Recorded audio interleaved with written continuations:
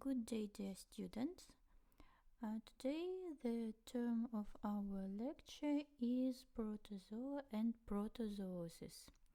Protozoa, also protozoan, plural protozoans, is a term for a group of single-celled eukaryotes, either free-living or parasitic, which feed on organic matter such as other microorganisms or organic tissue and debris.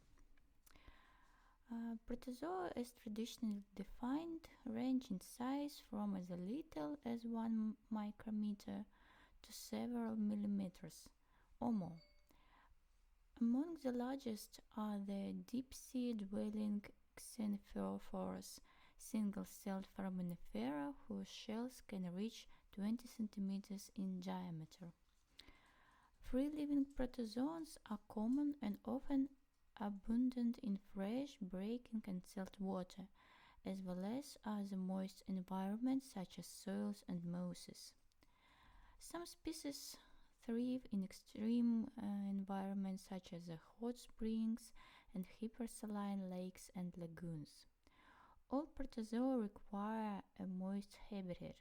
However, some can survive for long periods of time in dry environments by forming resting cysts that enable them to remain dormant until conditions improve. Parasitic and symbiotic protozoa live on or within other organisms, including vertebrates and invertebrates, as well as plants and other single-celled organisms. Some are harmless or beneficial to their host organism. Others may be significant cause of disease such as babesia, malaria, and toxoplasmosis and others. All protozoans are heterotrophic, deriving nutrients from other organisms either by ingesting them whole or consuming their organic remains and waste products.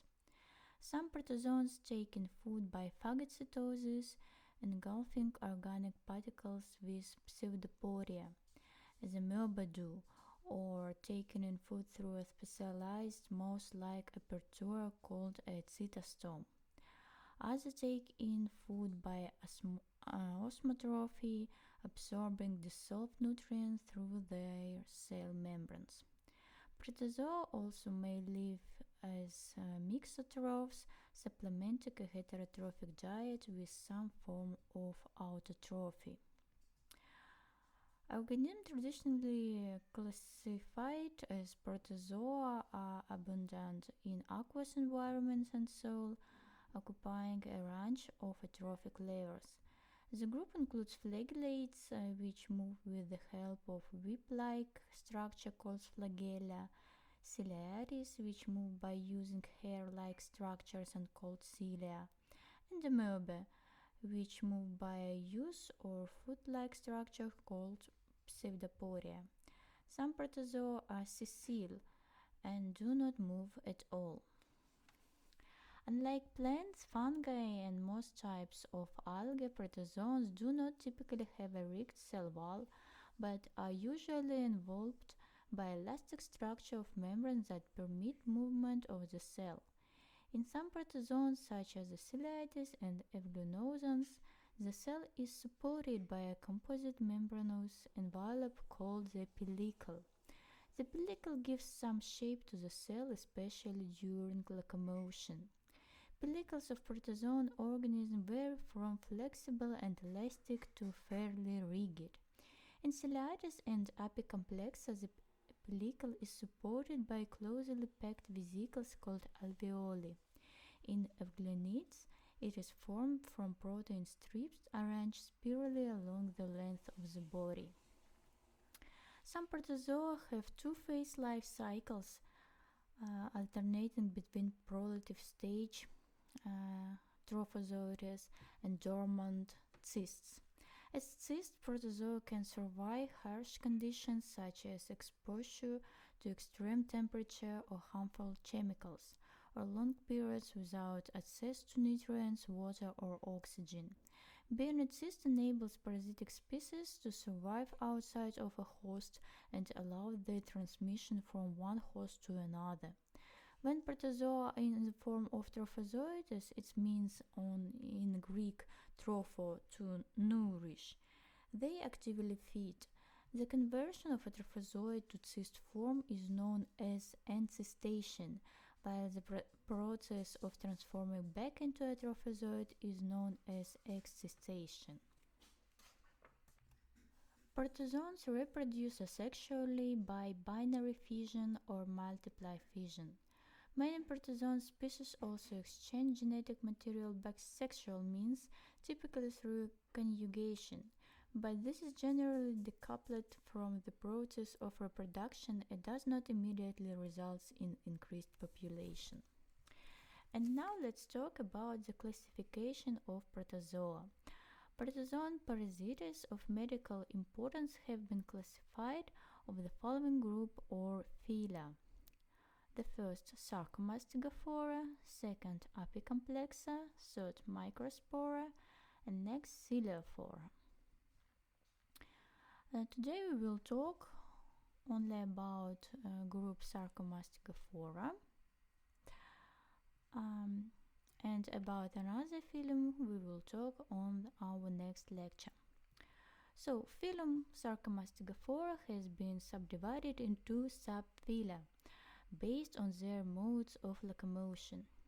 The first subgroup is Amoebae, which have no permanent locomotory organs but move about with the aid of temporary prolongation of the body, which called pseudoporia.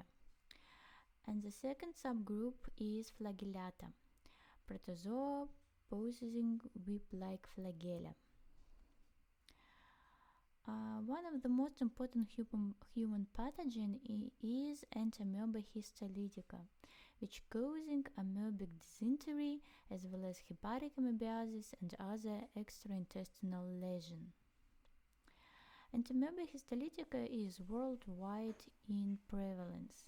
It is much more common in tropics than elsewhere. Entamoeba histolytica occurs in three forms: the trophozoid, precystic, and cystic stages. Entamoeba histolytica inhabit the alimentary tract. And now let's talk about amoeba in the detail. The invasion stage for the human is cyst. Invasion pathway is the fecal-oral transmission. Life cycle. When the cysts get to the human body, the process of excistation occurs. Excistation is transformation cyst into trophozoan form of the parasite. We said about some earlier. And there are two types of trophozoid form. There are Entamoeba histolytica forma minuta, which lives in the intestine lumen and do not cause any illness, and Entamoeba histolytica forma magna invade the intestinal wall, formed ulcers. And now let's talk about the life cycle of Entamoeba histolytica in the detail. Cysts and trophozoids are passed in feces. Cysts are typically found in formed stool, whereas trophozoids are typically found in diarrhea stool. Invasion by Entamoeba histolytica occurs by ingestion of mature cysts in fecally contaminated food, water, or hands. Excistation occurs in the small intestine, and trophozoites are released, which migrate to the large intestine. The trophozoites multiply by binary fission and produce cysts, and both stages are passed in the feces. Because of the protection conferred by their walls, the cysts can survive days to weeks in the external environment and are responsible for transmission. Trophozoites passed in the stool are rapidly destroyed once outside the body, and if ingested would not survive exposed to the gastric environment. In many cases, the trophozoites remain confined to the intestinal lumen of individuals who are asymptomatic carriers, passing cysts in their stool. In some patients, the trophozoites invade the intestinal mucosa. or through the bloodstream, extraintestinal sites such as the liver, brain, and legs, with resultant pathologic manifestation. It has been established that the invasive and non-invasive form represent two separate species. We said about it, respectively Entamoeba histolytica forma magna and Entamoeba histolytica forma minuta. As the two species are morphologically indistinguishable unless Entamoeba histolytica forma magna is absorbed with ingested red blood cells. And this process is called erythrophagocytosis. Transmission can also occur through exposure to fecal matter during sexual contact, in which case not only cysts but also trophozoites could prove infective. Amoeba can cause the amoebic dysentery. And let's talk about the clinical picture of amoebic dysentery. The stools are large, full-smelling and brownish black, often with blood-streaked mucus intermingled with feces. The red blood cells in stool are clumped and reddish-brown in color. Most people do not have symptoms. Those who do may have diarrhea, that is bloody, watery, or contain mucus, belly pain, constipation, constant feeling of needing to pass stool, fever, bleeding from the rectum, nausea, lack of hunger. There are maybe extraintestinal amoebiasis. During its invasion of the intestinal wall, amoeba often penetrate radicals of the portal vein and are transported through the pulsing circulation to the liver. Untreated abscesses tend to the rupture into the adjacent tissue and organs through the diaphragm, into the lung or pleural cavity, in the pericardium, peritoneal cavity, stomach, intestine, or inferior vena cava, or externally through the abdominal wall and skin. Diagnosis of amoebic dysentery. It is demonstration of Entamoeba histolytica trophozoides or its cyst form in the stool, tissue, or discharges from the lesion. Prophylaxis. Prophylaxis is simple. Food and water have to be protected from contamination with human excreta. Detection and treatment of the carriers and their exclusion from food handling occupation limit the spread of infection. Health education and inculcation of healthy personal habits help in control. Another type of amoeba is Naegleria fowleri. Naegleria fowleri, the invasion stage is the trophozoid stage or cysts. The different types of parasite stage are located in land or water. The invasion pathway is the aspiration of water or dust. Pathogenicity. Naegleria fowleri penetrates to the brain through the olfactory neuroepithelium, nerves, and blood vessels, causes hemorrhages and necrosis. The disease which can cause Naegleria is called amoebic meningoencephalitis.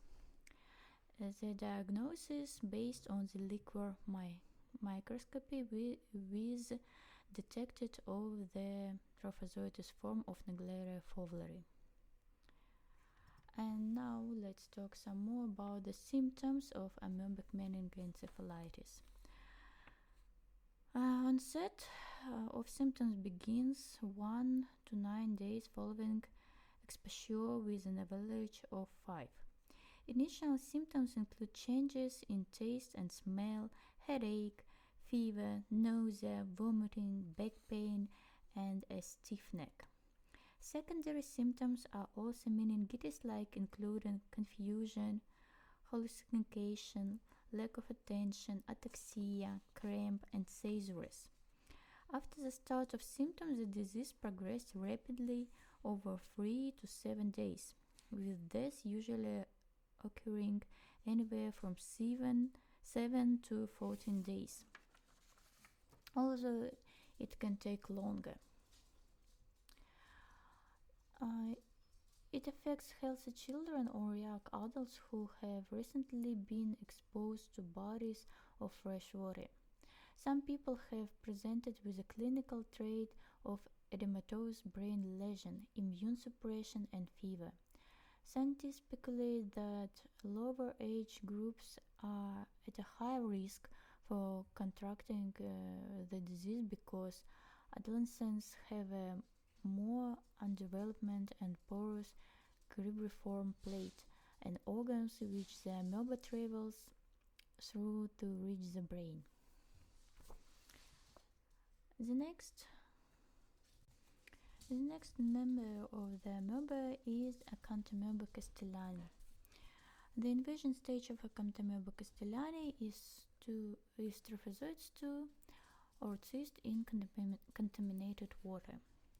Invasion pathway is aspiration or through cornea during swimming, washing, and not observing the rules for using contacted lenses. The disease which can cause Acanthamoeba is amoebic encephalitis. Diagnostic based on the microscopic cornea ulcer scraping, biopsy of the brake, lung, cornea tissue, and liquor microscopy. And some more words about the Acanthamoeba keratitis, the disease which can caused by Acanthamoeba. The symptoms of Acanthamoeba keratitis can be very similar to the symptoms of other more common eye infection. The symptoms, which can last several weeks or months, are not the same for anyone and may include eye pain, eye redness, blurred vision, sensitivity to light, sensation of something in the eye, excessive tearing. Eye infection with Acanthamoeba has never been known to cause infection in other parts of the body. For example, granulomatosis encephalitis. Acanthamoeba can cause a serious, most often deadly, infection to the brain and spinal cord called granulomatosis encephalitis. Once infected, a person may suffer with headache, stiff neck, nausea and vomiting, tiredness, confusion, lack of attention to people and surrounding, loss of the balance of the body control, seizures, and hallucination. Symptom progress over several weeks and death usually occur. Skin infection do not necessarily lead to the disseminated disease. Acanthamoeba can also cause skin lesion and or disseminated infection. This infection usually occur in people with compromised immune system. And now we will talk about flagellates, parasitic protozoa which possess whip-like flagella and their organs of locomotion. And the first member is the Giardia lamblia. Giardia lamblia, also known as Giardia intestinalis and Giardia duodenalis, is a flagellated parasitic microorganism that colonizes and reproduces in the small intestine, causing a diarrheal condition known as giardiasis. The parasite attaches to the epithelium by a ventral adhesive disc or sucker and reproduce via binary fission. Giardiasis does not spread via the bloodstream, nor does it spread to the other parts of the gastrointestinal tract, but remains confined to the lumen of the small intestine. Giardia has an outer membrane that makes it possible to retain life even when outside of the host body and which can make it tolerant to chlorine disinfection. Giardia trophozoites absorb their nutrients from the lumen and are anaerobes. If the organism is split and stained, its characteristic pattern resembles the familiar smiley face symbol.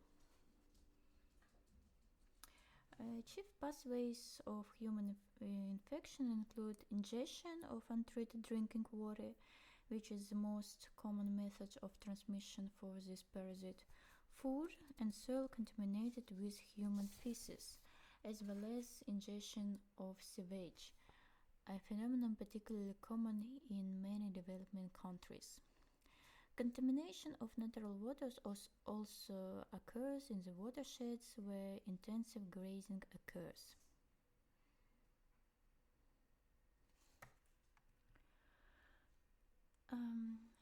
And some words about the life cycle of Gardia lamblia.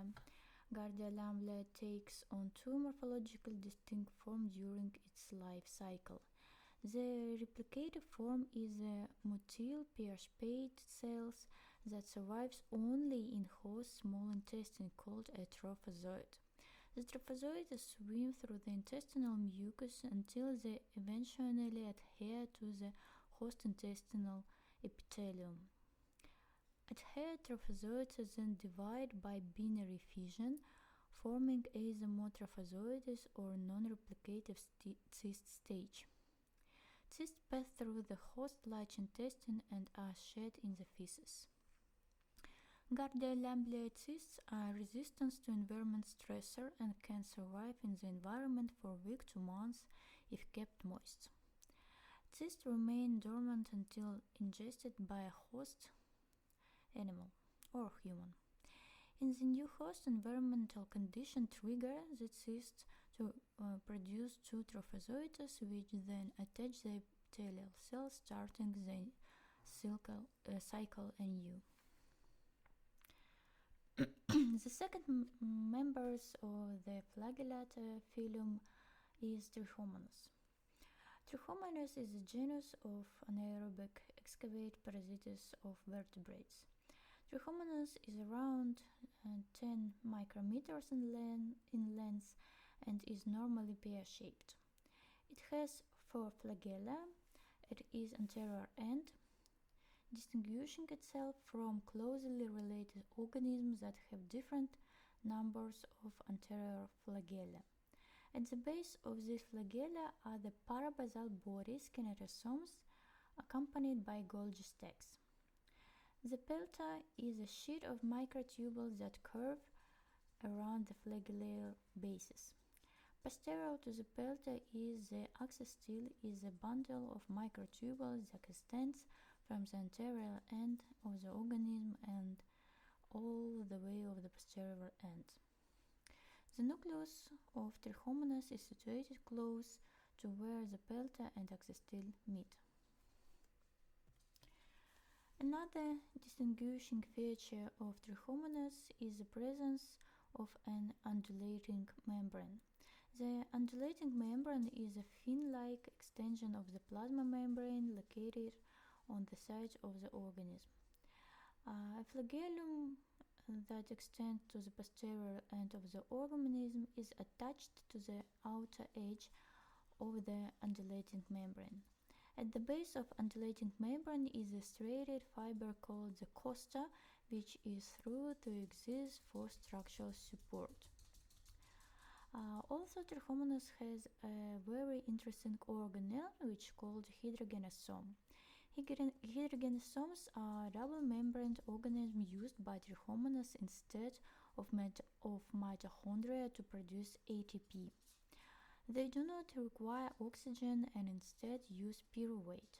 Pyridoxine oxidoreductase and hydrogenase to reproduce ATP from pyruvate, generating hydrogen gas as a byproduct. And how you can see on this slide, the Trichomonas have two different species. It is the Trichomonas vaginalis and Trichomonas hominis. These two species of Trichomonas have a different localization in the human body. For example, Trichomonas vaginalis in the urogenital tract, for example, woman in vagina and men in a urethra. And Trichomonas hominis are located in the colon. So, invasion way of Trichomonas vaginalis is contact pathway, and Trichomonas hominis is fecal-oral pathway.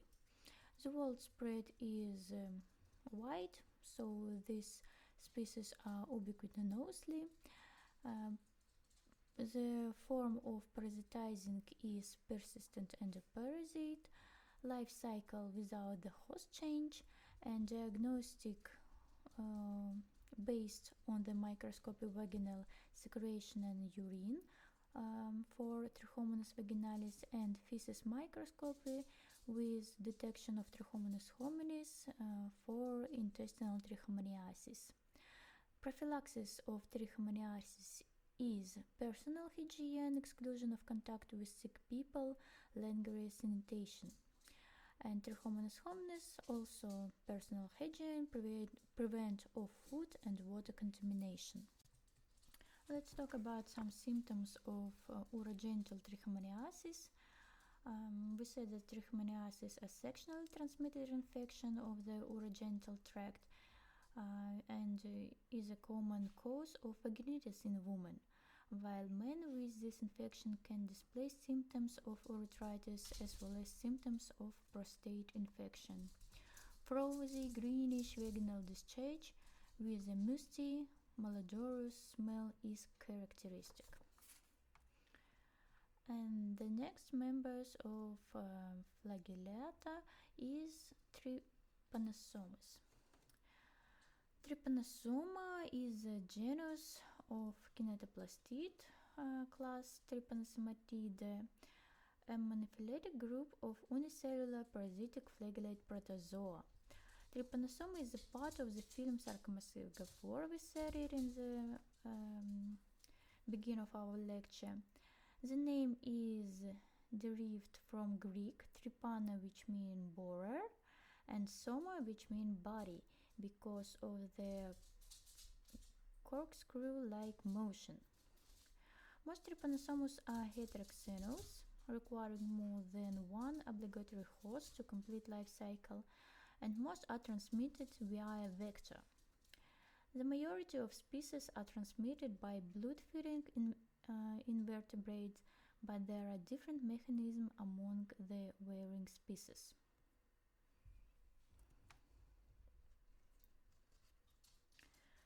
Trypanosomes infect a variety of hosts and cause various diseases, including the fetal human disease sleeping sickness caused by Trypanosoma brucei and Chagas disease caused by Trypanosoma cruzi. There are two subspecies of the parasite that are responsible for starting the disease in humans. Trypanosoma brucei gambiense causes the disease in West and Central Africa, whereas Trypanosoma brucei rhodesiense has a limited geographical range and is responsible for causing the disease in East and Southern Africa. In addition, a third subspecies of the parasite known as Trypanosoma brucei is responsible for affecting animals but not humans. Humans are the main reservoir for Trypanosoma brucei gambiense, but this species can also be found in pigs and other animals. Wild game animals and cattle are the main reservoir for Trypanosoma brucei rhodesiense. These parasites primarily infect individuals in sub-Saharan Africa because that is where the vector, tsetse flies, is located. The two human forms of the disease also vary greatly in intensity. Trypanosoma brucei gambiense causes a chronic condition that can remain in a passive phase for months or years before symptoms emerge, and the infection can last about 3 years before death occurs. Trypanosoma brucei rhodesiense is the acute form of the disease, and death can occur within months since the symptoms emerge within weeks, and it's more virulent and faster developing than Trypanosoma brucei gambiense. And now let's talk about life cycle of Trypanosoma brucei.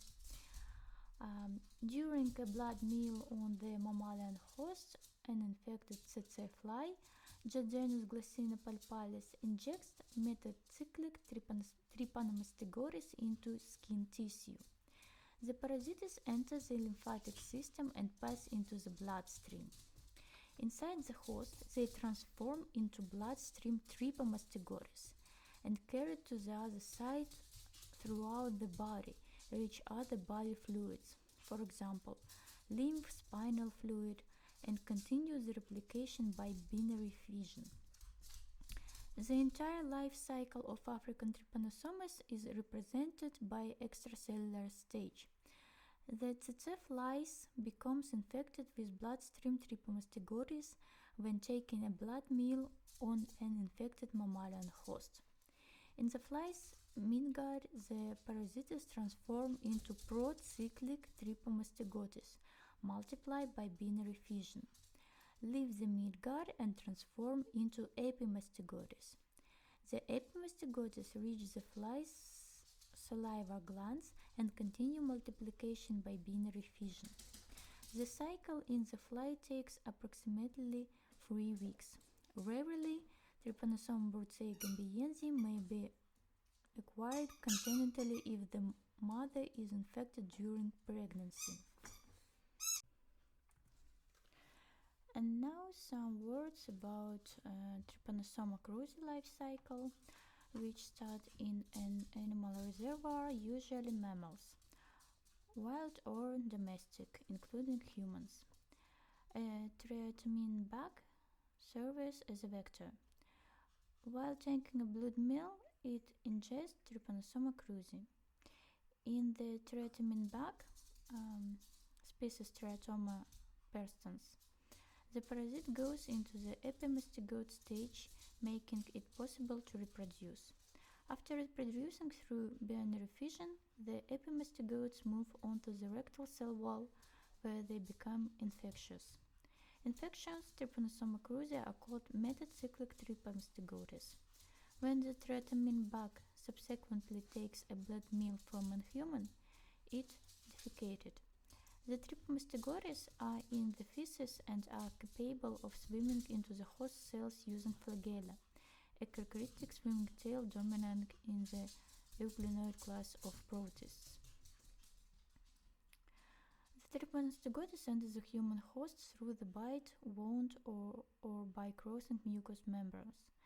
The host cell contains macromolecules such as laminin, tropospondin, heparin sulfate, and fibronectin that cover their surface.